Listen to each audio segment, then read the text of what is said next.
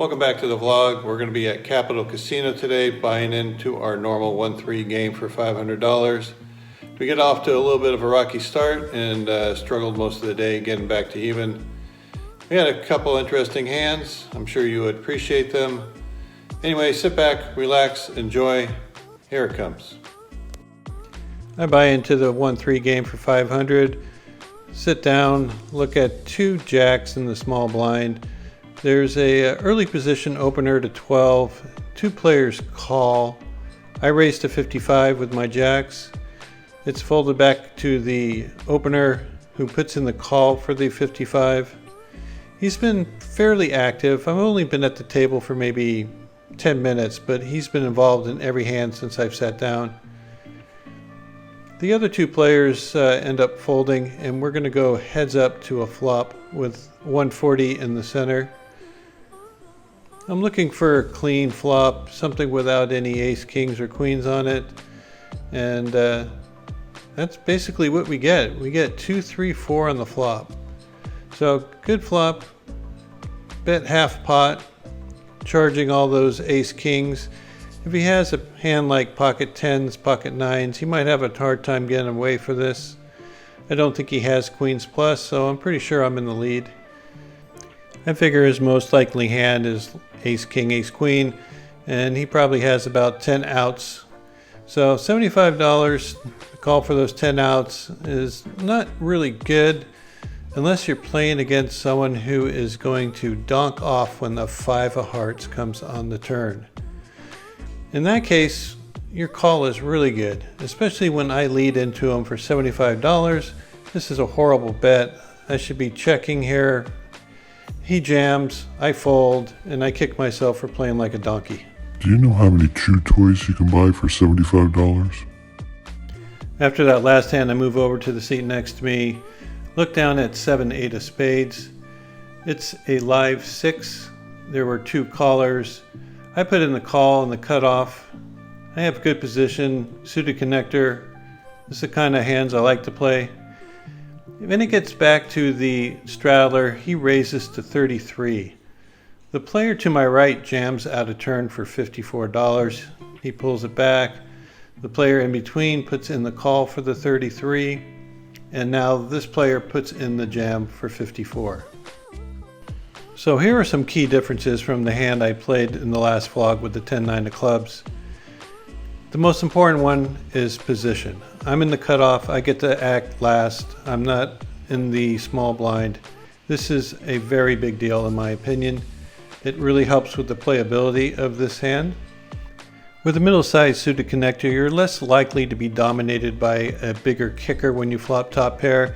Most of the players are playing Broadway cards. And even though I'm not closing the action, the likelihood of the small blind or big blind raising is very small. And the player's all-in shove does not reopen the betting for the original aggressor. There's also going to be at least 2 players left with chips after I call. And therefore, the chances of me getting paid off if I flop something is higher than if only having 1 player in the pot. The downside is I didn't have a chance to top off my stack, so my SPR is still going to be around 1, which I do not like. Overall, after taking everything into consideration, this is the type of hand I would like to gamble with. I got a suited connector in position, excellent pot odds. We have at least 2 players that are going to be involved with chips left if I hit my hand. Playing hands like this occasionally gives the illusion of action and will get you paid off on other hands later on because people think you're willing to gamble with just about anything. I put in the call for 54, and so does the small blind, which increases my pot odds even more.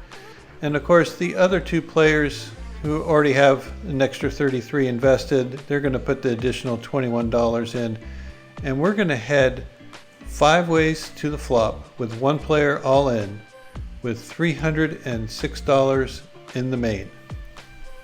There's also the factor that I think the Hold'em God watched my vlog last time and saw the way I played the 10-9 of clubs and decided to give me a hand that I think is a little bit better to play.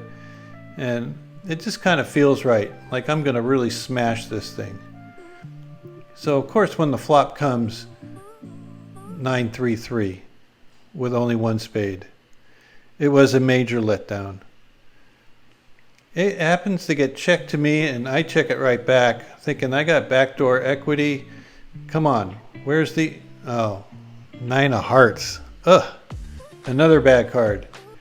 It gets checked around to me again. This would be an excellent place to bluff if I had any kind of showdown value, but I don't. And the river card comes, 10 of diamonds. And it's checked to me again. Another excellent opportunity to bluff with any kind of showdown value. But I don't have any kind. And the guy's all in. He has to have at least jack high. Player shows down ace, 8 of hearts and takes down the whole thing. So even with all the increased benefits of this particular hand over the 10-9 of clubs, you can still see how difficult it is to actually hit one of these hands. I think the gamble was justified. I think it was a gamble, but I don't feel that we would have got paid off very much unless someone else hit this flop. There weren't a lot of very strong hands out there, as it turned out, just a lot of loose action. I had 500 to my stack right before this hand started. I'm in the small blind. The person under the gun opens for a raise to 10. Very small raise. I don't put him on much of a hand. When it comes around to me, I make it 30 and he puts in the call. So we're going heads up to a flop of ace, 8, 3. Not my favorite flop. I do my standard continuation bet. And he thinks for just a second before putting in the call. So I'm a little concerned that he might have an ace, he might have a flush draw, or he might have, just been taking one off. Turn card's a 5 of hearts, puts the possible flush draw. I figure this is a good place to check back. It might make my hand look like I have an ace but I'm afraid of the hearts. He checks it right back. I feel confident about my hand. 4 comes on the river. I just check it, expecting to take it down with my 10s. He checks back, and my 10s were good. After a couple limpers from early position, I look down at 2 queens on the button, raised to 20, and only the first limper puts in the call. Hoping to get a good flop, which I do. It's queen, jack, 4 with 2 spades. He checks quickly. I'm going to put out a small continuation bet of $15, hoping he has a little piece of this, which he doesn't. So no real action on my big flop. A little bit disappointing. Seems like the ladies like me, because I get him back a few hands later when I'm under the gun, open to a raise to 15, and only the button puts in the call. He has a big stack, and he was playing a lot faster earlier, but now he's starting to slow down. Flop comes jack, 8, deuce, rainbow. I decided to play this one a little tricky. I figured that hits his range pretty good and he might lead with it. He thinks for a while before finally checking it back, and we see a turn of a king of hearts. I decided to check this again. I want to keep him involved. If I bet this, I'm only getting called by someone with a king. River card comes as a blank, 7 of spades. It does put out the possible straight with 9-10, but I'm pretty sure he would have bet that on the flop. So I lead for $25, looking to get paid off from a non-believer, maybe someone with a pair of 8s, pair of 7s, small pocket pair. He puts in the call and we get a little teeny pot coming our way. We're in the small blind with ace king. There were a couple limpers from early position. When it gets back to me, I throw additional $20 in there, so I make it 21 to go. I get 2 callers from the 2 limpers. Flop comes jack, jack, king. Good flop for my hand. No one has a jack. I'm golden. I lead small for $15, looking for some action. I get 1 caller from the late position limper, and we go heads up to a turn of a jack of spades. This makes it highly unlikely that they have a jack.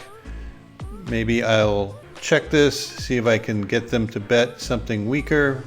If they check back, I'm pretty sure they don't have a king. So when the 6 comes on the river, I'm just going to try to get a small value from a hand like a pocket pair or maybe ace high. He quickly calls and I show my ace king, and he had king 10 and caught up on the turn.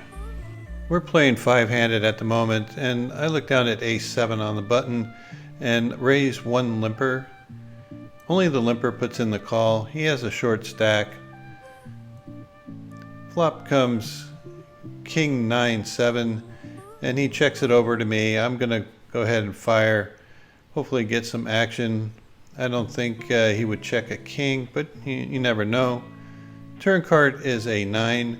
He checks again, makes it less likely he had a 9. I put him all in. He only has like 20 something dollars left. Anyway, he puts in the call. He shows me that he has ace high, so I show him that I had a pair of 7s, and I thought he would muck it if he couldn't beat it, but he turned over, he had ace queen, and so I had to show my other card to take the pot down. Our table ended up breaking, so I moved over to a new table, and first hand I play, I got ace 7 of diamonds in the cutoff. There were a few limpers, and I decided to raise, and I get called by 3 of the players, 2 to my right, 1 to my direct left. Flop comes king jack jack, and it gets checked to me. This is a good opportunity to represent some big Broadway cards, so I bet 20. I don't expect to be called by anything less than a king in this spot, and it gets folded back around to the player on my direct right, and he thinks for a little bit, and he shows me that he's folding pocket 4s, so it's good to play a little bit aggressive even with weak hands like ace 7. I decided to move tables. I wasn't getting any action on my big hands. Game was pretty tight, so when I get to the next table, I looked down at queen 10 of diamonds, and it was a live straddle, so I put in the raise to 20. I get 2 callers, one from the big blind and one from the straddler, and we go 3 ways to a flop. The flop is pretty good. It comes 10-6-6, so I got top pair, decent kicker, and I really don't think it hits my opponents very hard unless they had some sort of 7-6 or 6-5 in their range. So I bet out 20. I get 1 caller from the big blind, and the straddler folds. I feel confident about my hand, but I'm trying to figure what kind of hands I can extract value from. So the turn card comes as a 3 of spades, pretty much a blank. I decided to check it back when he checks to me, just for deception, and maybe he will overvalue a hand like pocket 7s, pocket 8s. When he checks the river, it's time to get some value out of the hand, so I bet 35. I think this is small enough where he would want to look me up with a small pocket pair, maybe even ace high, but big enough to look sort of like a bluff. Anyway, he puts in the call, I show him the 10, and we take this one down. After this hand, I decided to leave. I got back to even, and the game wasn't very good. There were a couple people lobbying for lunch breaks. The weather was really nice outside, and Zeus deserved to have a nice walk, so we headed to the park, and he got to run around a bit and enjoy the spring weather. Thanks again for watching. Like I said earlier, we're going to be on the road next week playing at other casinos with different players. Hopefully a player pool that doesn't know me as well, and that I can really talk about things I pick up at the table. So if I can pick up some good tells, I'll let you know, because I usually don't play with these people. So it'll be fun to point those out. Anyway, thanks again for watching. We'll see you next time.